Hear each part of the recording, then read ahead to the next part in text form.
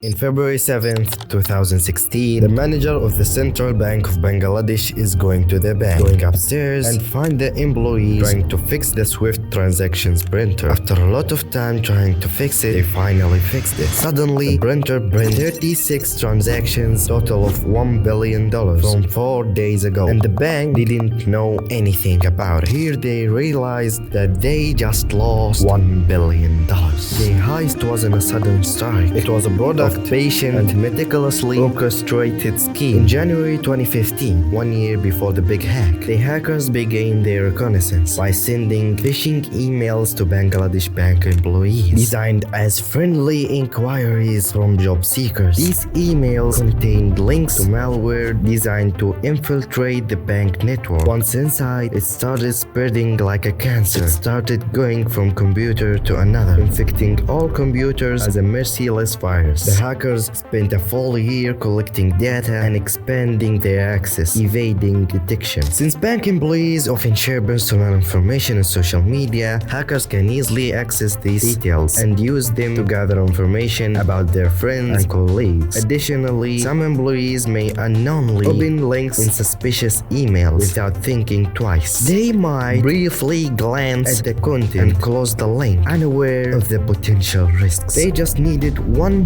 person to open the email, and that's it. They got the bank. They used 3 types of malware. The first was a backdoor to access the bank. The second, encrypted channels so they can bolt stuff out without getting spotted. And the third was to scan and navigate across the network. And this time, the hackers got the access of the bank computers and started gathering every single information they could. And for a whole year, the hackers was in the bank system without anyone notice. At the first, they didn't have the access to the SWIFT terminal and didn't know how to interact with it. So they tracked the employees and spread in the system as a cancer until they got the computer that have SWIFT terminal. Finally, they hacked the computer that have the SWIFT terminal and tracked the bank employees to know how to trick the SWIFT system into think they are authorized users. And they know how the bank make transfers. The bank uses the Society of Worldwide Interbank Financial Telecommunication, or SWIFT, the secure messaging system that bank uses for international transactions. SWIFT is an international bank transfer system that used for transferring billions of dollars. There is over 11,000 members, over 200 countries who use SWIFT to send payments orders each other.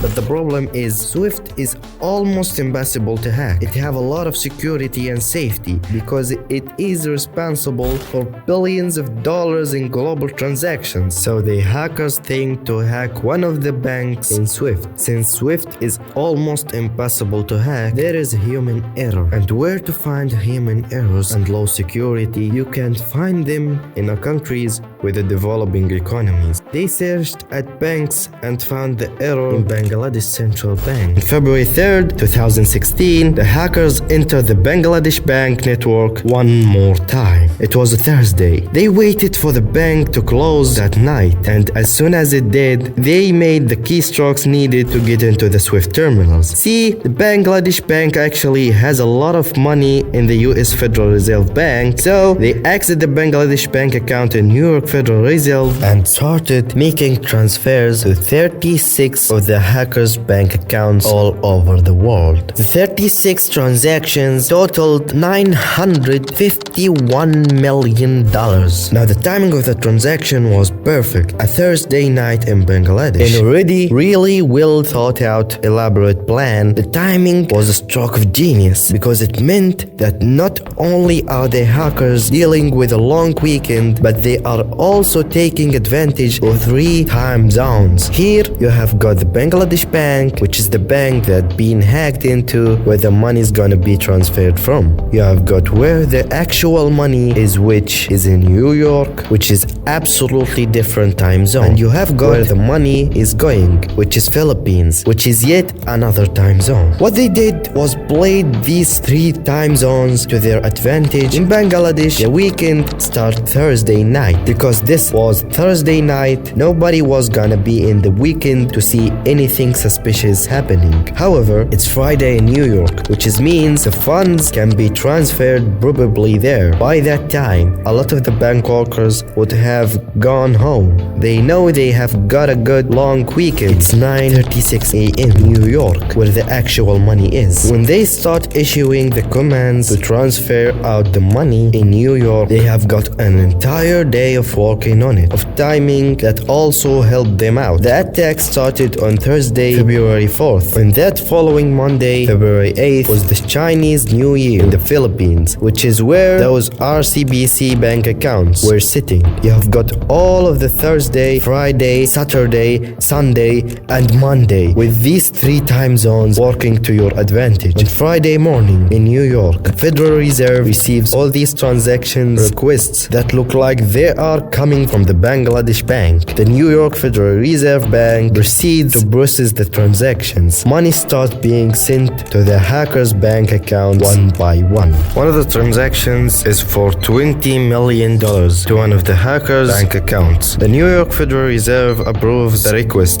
and the $20 million start making its way to the intermediary bank, which happens to be in Germany. But it gets stopped there because of the pretty basic human error. The money was trying to be sent to the Shalika Foundation, but the transfer request spelled it as Shalika Foundation. It was missing an O. When a human looked at this transfer, it rang some alarm bells, transferred it back to the New York and said, "We think something wrong with this." You can imagine, had some pretty hairy moments looking at these transactions. Something's wrong here. This raises the alarm, and the New York Federal Reserve is now scrambling to try to figure out what is going on. They tried calling the Bangladesh bank on Friday, but Friday is the weekend in Bangladesh, so they were unable to get through. By the point, the first part of the hack was done. They hacked into the Bangladesh bank, sent the money to the New York Federal Reserve, and then the New York Federal Reserve to send it to 36 accounts. By Friday at 3:59 a.m. local time in Philippines, the hackers logged out of the Bangladesh bank Swift network. The malware that they had installed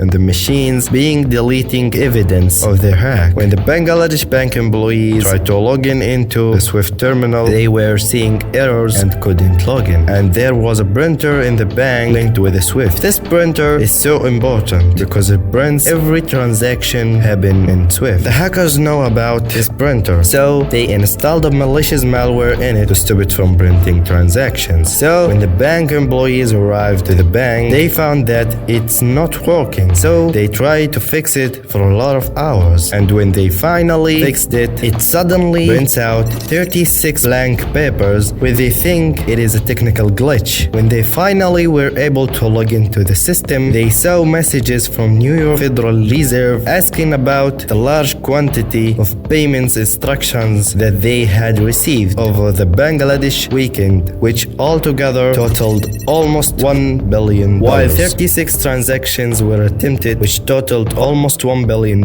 only 4 transactions actually went through. The bank robbers successfully transferred $81 million to their 5 RCBC bank accounts in the Philippines, which they had set up nearly a year before using fake IDs. One reason the money made it to their accounts in Philippines was the transfer occurred during Chinese New Year, so RCBC bank was closed when the Bangladesh bank tried to call up and stop the transfer. But that's not the only reason. There are some allegations that there might have been an insider at the RCBC bank too. The timeline is pretty suspicious. On February 8th, RCBC logs into the Swift system and sees the stop payments messages. The Bangladesh bank has now sent them, and yet even after seeing these stop payments that same day, the hackers were able to completely empty their bank accounts, and once they are withdrawn, that money was programmed to disappear. There wasn't a whole system in place to take that money and speed it through the system so that no one could ever find it again. This was a story of one of the biggest, if not the biggest hack ever, the $1 billion hack.